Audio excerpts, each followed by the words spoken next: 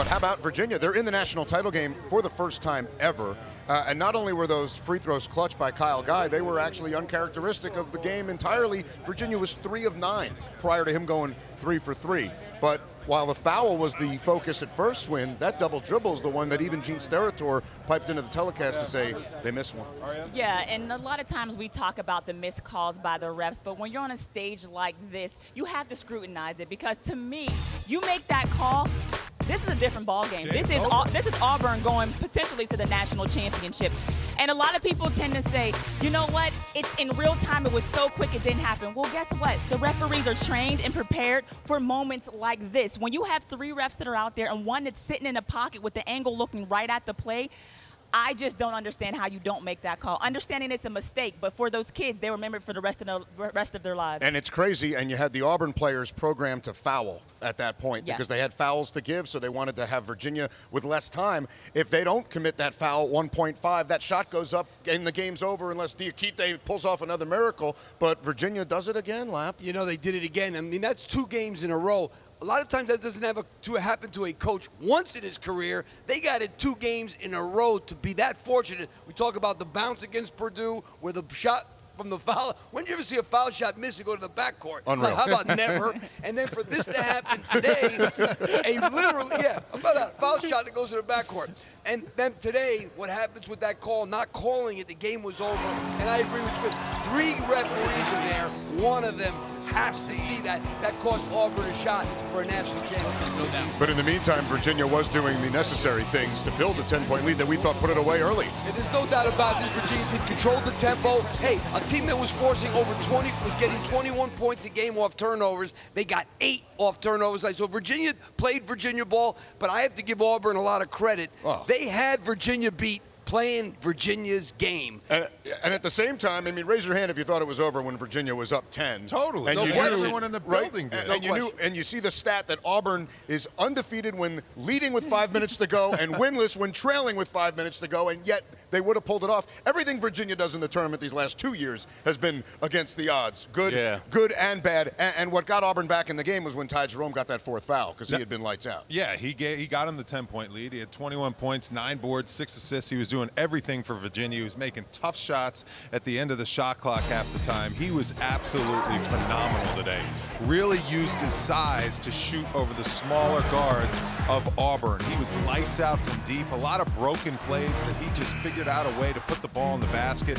His game isn't a thing of beauty like John says UVA is, but it is effective most of the time, the way he can shoot the ball, the way he makes those floaters in the lane, and just how he just looked awkward when he dribbled the ball off his foot, and then he just picked it up like, this is my game. I think everyone was like, this is how Ty Jerome plays. It doesn't look like a double dribble, but it really was, and he just got away with it. It's That's not just something how you he see does. very often either. It isn't.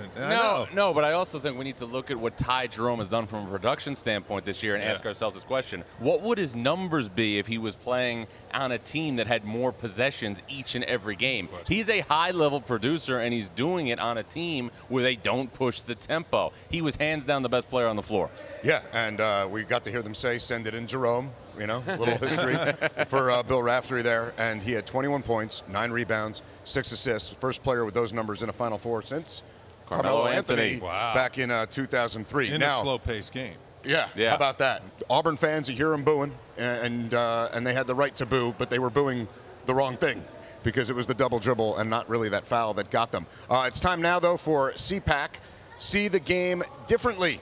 And for that, we have Auburn's missed threes, and we thought that they were going to need a lot of them to have a chance in this game, Swin, and they were coming up empty for most of the game. Yeah, and I thought there was one point when they were pressing to get to the threes, and they got away from their strength. Their strength actually in the second half, Adams, what got them back in the game as far as pushing it downhill. But they were taking some ill-advised threes, I thought, early on, which were off balance. You didn't have guys in rebounding position, and when you do that against a team like Virginia that slows the ball down, it's very difficult to get back in games. They are great at shooting threes in transition. Today they had to shoot them in the half court, and they're not nearly as good because they're not used to coming off screens. They're used to spotting up in the corners in transition off turnovers, so they were shooting a different kind of three tonight. And so it was all those other things that end up with Auburn down as the buzzer sounds, but of course so much of the focus is going to be on what we saw in those final 10 seconds. Tracy Wolfson talking to Coach Pearl after the game.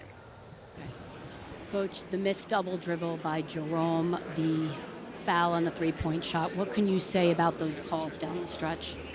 That Auburn is going to handle this defeat with class, just like we would have handled it in victory.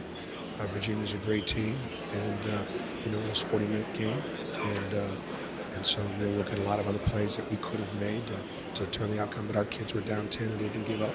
It's been the way it's been all season long. I'm very proud of this basketball team. I know it's extremely hard for you right now, hard for this team, but what can you say about what they did all year long and throughout this tournament, that fight that they showed?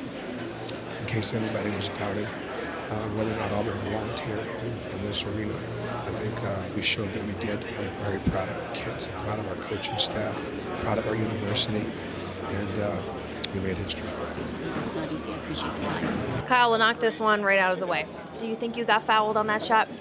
Yeah, I think there wasn't much room for me to land.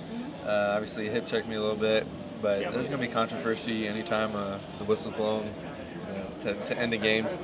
I do feel bad for Auburn. I've been in their shoes. Last year we were in their shoes, and I was telling the press conference that I have a lot of respect for them and their program, and if they use this the right way, they'll be back stronger next year. There was so much said about the pace of play that Auburn brought to the table. How do you feel like, in the end, you were able to find that edge and play Virginia basketball? I got to watch the film. We got to watch the film as a team. But we did a great job in the second half up until that last run they made of getting back in transition. We started blowing up the ball screens more so they couldn't get downhill, get to the paint. So those little factors, we did a great job until they made their run. And they made some tough shots too, so credit to them. But we can't let that happen. Congratulations. Thank you so much.